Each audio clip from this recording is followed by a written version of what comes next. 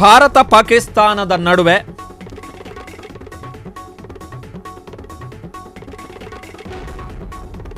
ತೊಂಬತ್ತು ವಿಮಾನಗಳ ಹಾರಾಟ, ನಿರ್ಗಮನ ಮತ್ತು ಆಗಮನ ಎರಡು ಸೇರಿದಂತೆ ಸುಮಾರು 90 ವಿಮಾನಗಳ ಸೇವೆಯನ್ನ ಬಂದ್ ಮಾಡಲಾಗಿದೆ.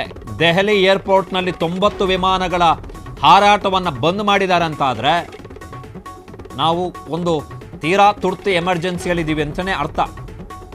ಬಿಕಾಸ್ ದೆಹಲಿ ಅಂತಾರಾಷ್ಟ್ರೀಯ ವಿಮಾನ ನಿಲ್ದಾಣ 90 ವಿಮಾನಗಳು ಒಂದೆರಡಲ್ಲ, ಹವಾಮಾನ ವೈಪರೀತ್ಯದ ಕಾರಣಕ್ಕೋಸ್ಕರ ಅಲ್ಲ ಬಂದಾಗ್ತಿರುವಂಥದ್ದು, ಇತರೆ ಯಾವುದೇ ಕಾರಣಕ್ಕೋಸ್ಕರ ಅಲ್ಲ. ಅಟ್ಯಾಕ್, ಯುದ್ಧದ ಕಾರ್ಮೋಡದ ಆತಂಕ, ಒಂದು ರೀತಿಯಲ್ಲಿ ಅನಧಿಕೃತ ಯುದ್ಧ ಸ್ಟಾರ್ಟ್ ಆಗಿದೆ.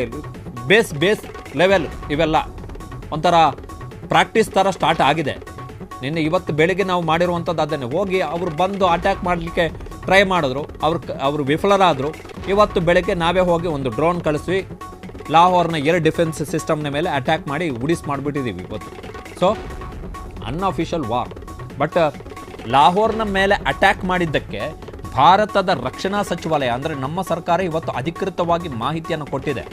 ನಿನ್ನೆ ಸರ್ಜಿಕಲ್ ದಾಳಿ ಆದಂತಹ ಸಂದರ್ಭದಲ್ಲಿ ನಾವು ಏನು ಹೇಳಿದ್ವಿ ಅಂತ ಹೇಳಿದ್ರೆ, ನಾವು ಪಾಕಿಸ್ತಾನದ ಯಾವುದೇ ನಾಗರಿಕ ಮತ್ತು ಮಿಲಿಟರಿ ನೆಲೆಗಳ ಮೇಲೆ ದಾಳಿ ಮಾಡಿಲ್ಲ ಅಂಥೇಳಿ ನಿನ್ನೆ ಸ್ಪಷ್ಟವಾಗಿ